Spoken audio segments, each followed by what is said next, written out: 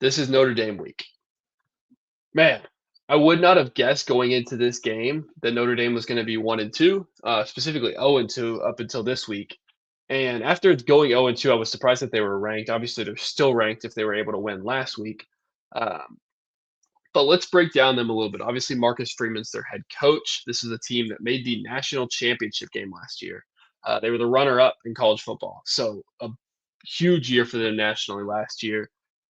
If we start on the offensive side of the football, you swap out your quarterback. Last year was Riley Leonard. He was a one-year guy, one-year rental essentially from Duke. And now you've got his backup from last year, and a guy I think that the whole fan base was really high on going into the season, and I still think they're fairly high on, but that's CJ Carr. This year so far, he's thrown about 750 yards, 5 touchdowns, 2 picks, so he's averaging about 250 yards per game as a passer and almost 2 touchdowns a game. Uh, on the running game, this is where I think a lot of college football fans, even just casual fans, are very familiar with this guy. Jeremiah Love is their leading rusher so far this season. He has 284 yards, so a little under 100 yards a game and 3 rushing touchdowns. Their backup, Jadarian Price, probably a little less known, has 187 rush yards, 5 touchdowns, actually leads their team in rushing touchdowns. A couple notable receivers. This was a team that acquired Malachi Fields from the University of Virginia.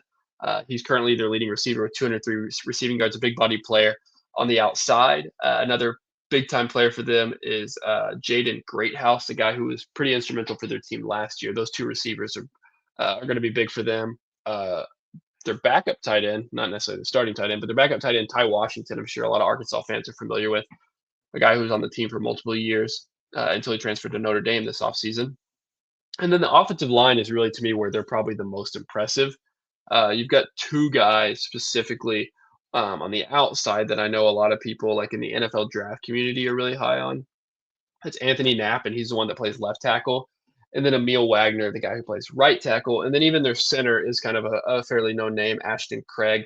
So this is an offensive line. They lost a couple players from last year, but they're still going to be a very good offensive line. And the offense to me is really where going into the season, I would have said the offense was better for them anyway, but so far this season, like it's the only thing that's kept them in games, kind of like the same struggles we've had as a team. But they've played a significantly harder schedule. So right now, Notre Dame's 1-2. The week one, they played at Miami, number 10, lost by 3, 27-24. Next week, they had a bye. Following week, they play host to 16 Texas A&M. They lose in an absolute thriller of a game, 41-40.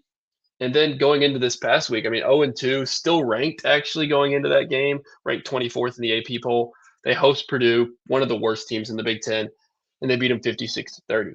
But one thing to note is all three games they've given up at least 27 points. So that's where we're going to switch over. We're going to start talking about their defense. And this is a team, most notably, was fairly known from like names perspective for their pass defense. And their pass defense has honestly been really bad.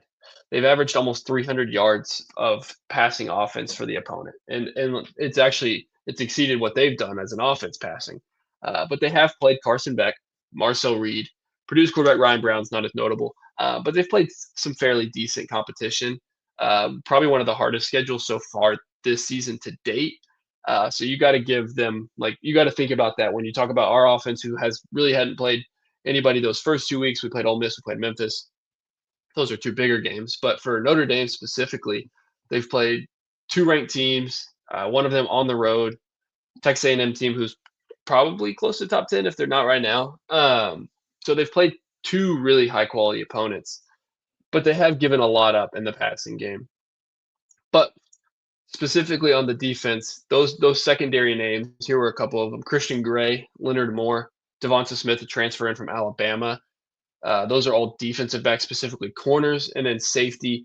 Aiden Schuler was a guy I know I'd heard of going into the season. And those guys, I think they really expected them to play well so far this season. I know Leonard Moore's been out with injury, and his status even this week is up in the air. So we'll see what happens with him. But Christian Gray, Devonta Smith, and Aiden Schuler are all impressive defensive backs and guys that will probably play in the NFL. So for them to struggle as badly as they have in the past, passing defense is really abnormal, and I think really surprising to most people. But I think in the same situation that Arkansas has endured, it's really come from the defensive line and the linebacking room. the lack of pressure that they've put on their opponents right now. They've personally taken 6 sacks, and they've only had sacked the quarterback 3 times.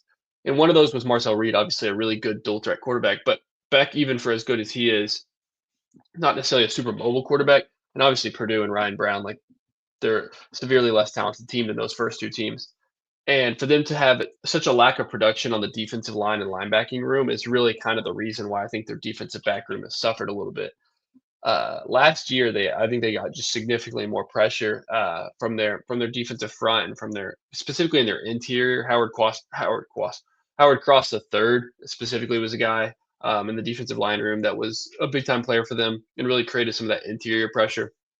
So for them to kind of struggle as much as they have defensively has really to me become from the lack of pressure that they've gotten at the defensive line and the linebacking levels, and they've really forced their defensive backs to work so much harder than they need to be doing. But that's to our benefit. So that's a little bit about Notre Dame. Offensively, you're looking at guys like Jeremiah Love, Malachi Fields, those left and right tackles, and Knapp and Wagner. And then on the defensive side, it's really that defensive back room, and we'll see how our receivers match up against them. But Christian Gray, Leonard Moore, if he's healthy, Aiden Schuler, Devonta Smith, a lot of those guys are the players to me to watch uh, as a fan of the Razorbacks for the players to watch for against us on Notre Dame. So switching over from Notre Dame to our Arkansas Razorbacks and what to look for this week in our team, it's going to have to be another offensive battle. It's going to have to be another shootout if we have any shot to win this football game, and it's going to start with Taylon Green. And I would honestly, at this point, I talked about it multiple weeks in a row with how he's really just been the only reason we've been in these games. And he's still kind of had a couple of throws and a couple of plays where it's like, man, you wish you had those back. And I think this week would be the first week I'd really want to trade in some of those plays. Like I would take just a little bit less production for the volatility, right? The plays where late in the fourth quarter you're throwing an interception where we really just can't have that moment. Or you're taking a sack on a third down to get us out of field goal range and ultimately not allow us to get points on the board. Like those are the moments where I'll take the 40-yard pass and I'll trade it for those moments being corrected. And so this week I'm intrigued to see how he does. I hope he's still as dynamic as he's been in these first 4 games, both in the air and with his legs. But I really want to see him mature and get better as a situational passer. And I think that's ultimately, if you're an NFL draft person and you're looking at him at the next level, I think that's what you want to see as well. It's like, I know he has the talent, I know he has the athleticism. I've seen him throw pretty balls, but it's the consistency and it's the situational awareness on in late games, can he go win you a football game? He sets you up great. Like we've played good first 3 quarters of football with him as our quarterback, but it's that fourth quarter, and I know the defense has been responsible for a lot of it, but it's that fourth quarter moments where it's like, can he take his game to the next level and play with such maturity that those situational plays he's able to come through and not take the bad sacks and not make the stupid passes that result in turnovers. So that's what I'm excited to see from him this week. I'm also hoping he can pair that with some of his weapons just playing really good football. Mike Washington Jr. specifically, I think has really taken a grasp on this running game. Russell was really good yards per carry wise this past game, but he ultimately only had 4 carries.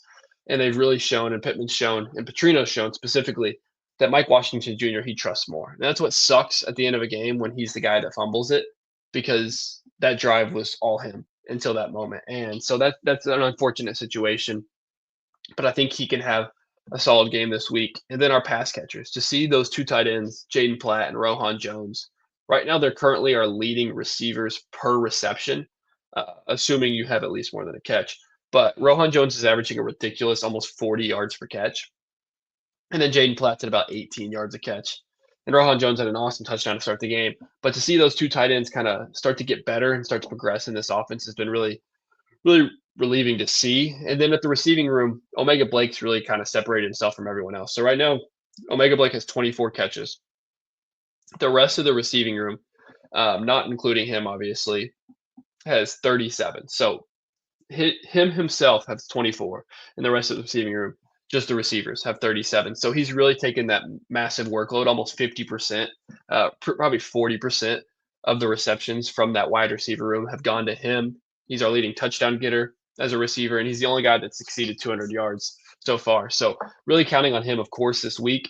But I like to do each week kind of a guy that you want to focus on as a fan, somebody you want to watch, and hopefully, I think personally is going to have a breakout game, maybe more than they had in previous games. So today, the guy I have on the offensive side is wide receiver Raylan Sharp. So he was the transfer in from Fresno State. So far this season, he has 9 catches for 131 yards and 2 touchdowns.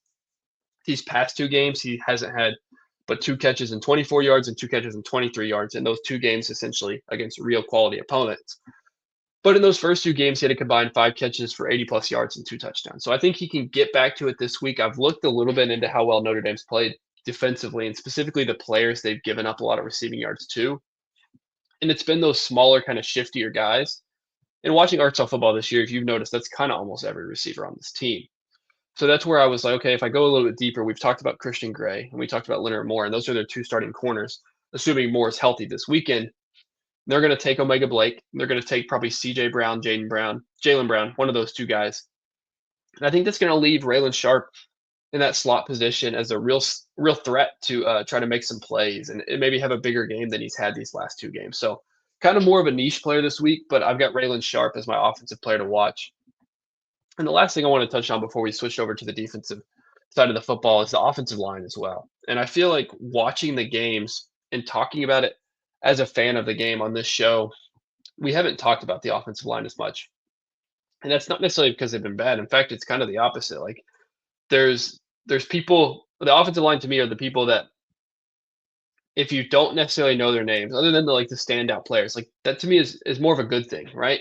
Because to hear about them often, unless they're really praising them, is usually because you're hearing their names on holding penalties or false starts, and they're not necessarily good things, right? It's the defensive end beats the left tackle, and it's like, well, here he goes.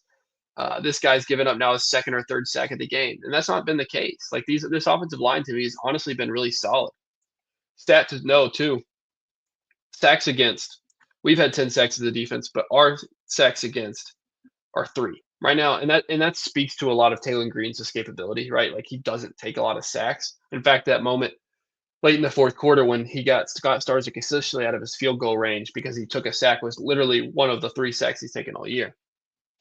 So that testament to Green as well. But the offensive line has got to be a big part of that. And we've thrown the football a lot. I mean, we're one of the most potent passing offenses in college football. So for our offensive line to only give up 3 sacks all year, that's a spot where I think I undervalued this team going into the beginning of the year. Like I talked about Carmona shifting inside and how that wasn't going to be as helpful as him being an offensive tackle. But Corey Robinson II's been a really good player. Caden Kittler's been just a perfect guy to have in the middle of the offense and at the center position with just such veteran leadership.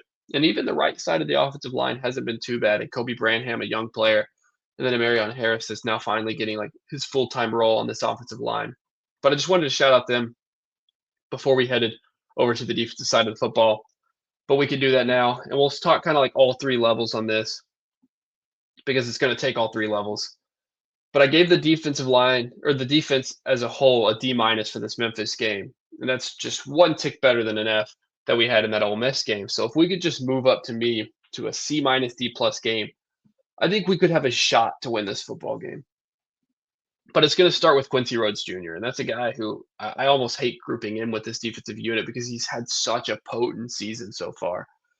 He's been one of our best players like all season, regardless offense or defense. He just happens to play on the worst side of the football for the Arkansas defense so far this year. But I've got some numbers for him as a defender this year.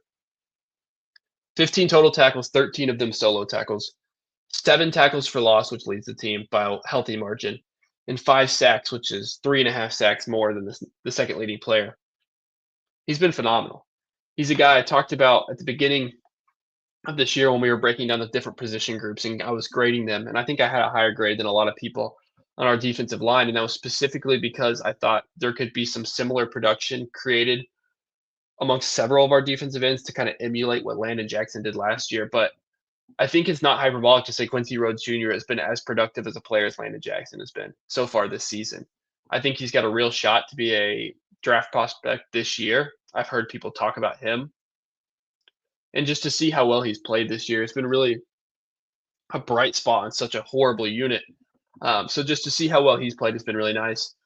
It's going to have to take some of the guys around him, specifically Cam Balleny and Jeff Rard, in the run defense to really have a big game because you're going to have to stop Jeremiah Love. And then it's going to take another rotation of pass rushers like Philip Lee, Justice Boone, Ken Talley, Charlie Collins. These guys that have played for us this year. One of them are going to have a sack, like a pivotal play in this game to really stop that Notre Dame offense because that's one thing we've gotten to the pass rusher, and Quincy Rhodes Jr. specifically has done a great job of that.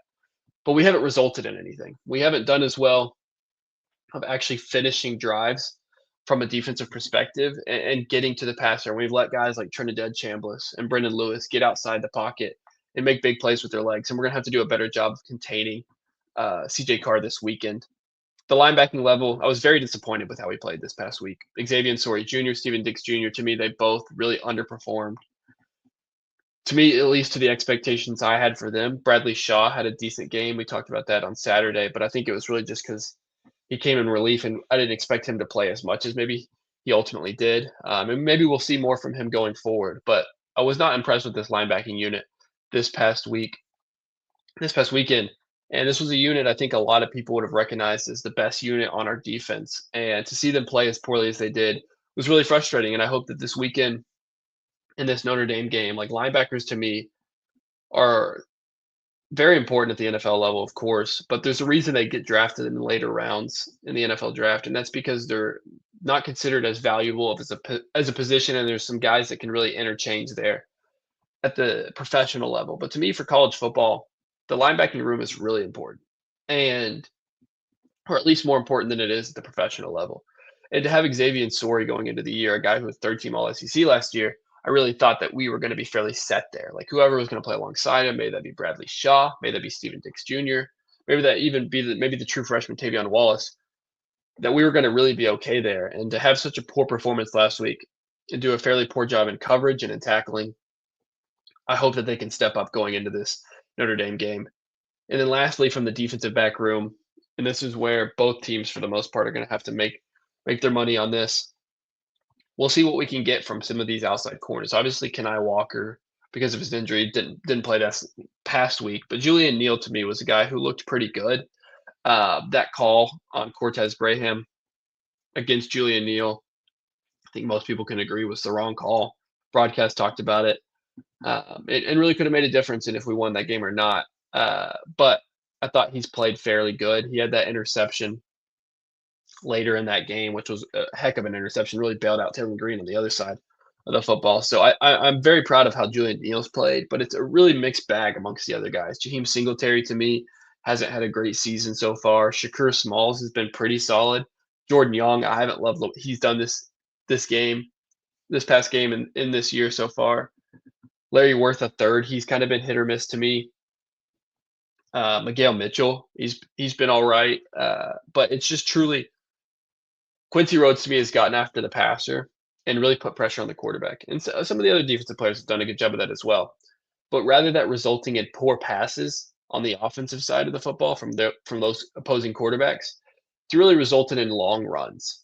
And I'm hoping that we can somehow, I don't know what that's going to look like from Travis Williams and the defensive scheme, but I'd love to see those pass rush plays where we ultimately get home or get close to getting home result in either deflections or strip sacks, or at the very least, a quarterback that makes a poor decision because he's got to make a quick decision and gives a spot for our defensive backs to make a play on the football. And I haven't feel like I've seen a lot of that, even like the interception that Julian Neal had last week against Memphis. Like that was just an awesome play by him. That had nothing really to do to me with the defensive back room. Like Brendan Lewis, in fact, had all the time in the world and took a shot late and ultimately missed on it. But I'm interested to see how the defensive back room does this weekend. This defense has been very poor to say the least these past two games. So to get anything, and specifically turnovers, I think is the thing we're going to have because to get extra possessions on the offensive side of the football and to limit Notre Dame at the same time is really what we're going to have because this defense has shown to have the ability to break and give up big runs, give up big passes. And we know that there's going to be a lot of points scored in this game. Like we're not winning this game if it's 20-17. Like that's just not going to happen. Like we're probably going to give up 30 plus points. So we're going to need one or two crucial stops or one or two crucial turnovers for this team to have a chance of winning this football game this weekend. So We talked about the offensive player to watch. It was Raylan Sharp.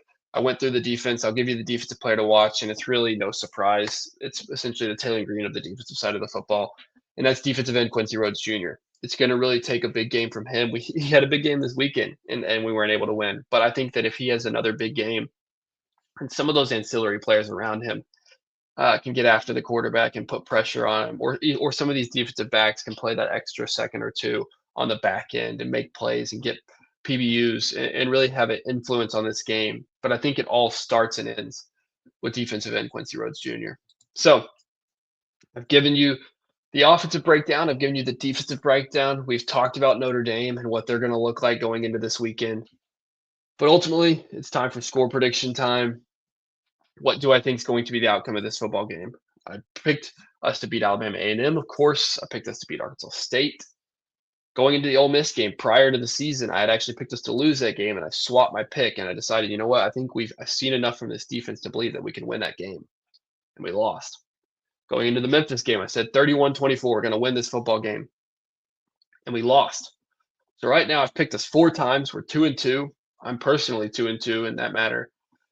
And for the first time all season in a pregame show, I've decided to pick against the Arkansas Razorbacks. So my score prediction this weekend, I do have it to be a close one. Right now, the spread, according to most books, is around 5.5. I think we can cover that. It's going to be tight, to be honest with you. As an Arkansas fan, I'm quite surprised that it's 5.5. I think that speaks more to maybe how Notre Dame's played defensively this season. But I think we do lose this weekend. I think we lose 34-38. I think we're going to give up a lot of points. We gave up 41 to Ole Miss. We gave up 32 to Memphis. I think Notre Dame is going to score right alongside that. I do think they'll give up a lot of points. We've scored a lot of points this year. I don't think we've had a game less than 31. Actually, 31 last week was our lowest scoring game. I do think we scored just a little bit more than that, and we scored 34. But I think we do ultimately fall short. And I think the last thing I really want to mention as a Razorback fan that's going to be in attendance for this game, I just don't want to see what happened these last 2 weeks. I don't want to see a game-winning drive possibility result in a turnover. I don't want to see the defense quit at the end of the game when you have a realistic shot to still win that football game. Like I've beat a dead horse talking about this between today and between Saturday's post-game show. That 3rd and 8, if you just stop him there, you're going to get the ball around the 40-yard line post-punt with about 45 to 50 seconds left in that game. No, there's no timeouts, but it's college football. The clock stops when you get a first down. You have a real shot to get Scott Starzik in his field goal range and win that game 34-32, but your defense late in that game, they quit. They genuinely quit on that last play. And I hate to see that because that's coaching, and that's a lack of effort, and that's a lack of hustle, and that's a lack of heart. And that's something that we just can't have if we have any shot to even compete in this football game. The caliber opponent that we're playing this weekend, just from a perspective of like college football culture and college football programs, is the best team we played this year. Maybe one of the best teams we play all year. Notre Dame is at 22 because they've lost 2 games to ranked teams early on in the season. But this is a team that, of the 5 opponents we've played, including Notre Dame this weekend, going into the preseason, people would have said far and away that this was the best team we would have played up into this moment. And I still fairly agree with them. Like, it helps that it's at home. Like, these last 2 games have been on the road, but you've had a real shot to win those games. And I think that, if I'm being totally honest, I think we have a real shot to win this game. I mean, for the spread to be 5.5, I mean, there is a realistic shot that we can win. Do I ultimately think we do? No. But I'd love to see us compete so hard and play our best brand of football and have the defense step up when needed. I'm not expecting the defense to play for a perfect game. I'm not expecting the defense to hold them under 20 points. Not at all. They have a good offense and we have a bad defense. But it's make those plays, it's fight, and just you could just see the difference in that. You can see the difference in that. That first game or that first loss against Ole Miss, it was heartbreaking. It was truly heartbreaking. And as a fan, it was just like, man, I feel like we've been there before. But this Memphis game, man, there was some of that. But at the end of the game, I was just disappointed with the lack of effort. Like, that was honestly the most frustrating thing to me. It wasn't the fact that we fumbled 2 weeks in a row on a potential game-winning drive. It was the fact that on 3rd and 8, you don't get that stop, and you had a clear path to getting that stop. You literally had him right there, and you just quit. on tackling, that's the part that you just can't stand as a fan. So that's the part I want to see cleaned up. If that results in a win this week, I'm going to be very, very happy with that. But that's not what I'm expecting as of right now. I'm expecting a loss, but I want to see us fight, and I want to see this defense take real accountability and have a real passion against this Notre Dame offense, and just understand like we've been bad. This has not been a great last 2 weeks, but we have an opportunity in our building, right? In our building against Notre Dame in front of our home fans to really show up and show out. And I'm excited to see how we do. Um, so my prediction, like I said, 34-38 loss, but I'm really excited to see us play this weekend and just to see like this is a spot, this is a pivotal moment. I'm not saying we have to win it for us to I'm not saying the season's. I think the season's kind of already fallen off the rails a little bit. I'm not saying it's going to fall off further if we lose in a close one to Notre Dame, but you can really put the season back on the rails if you win this weekend against the 22nd team ranked in the country and Marcus Freeman. And there's going to be a lot of fans there. It's going to be a really exciting game. And I just hope that from first quarter to fourth quarter that it remains that way and that we have a real shot to win this football game. So that's my prediction.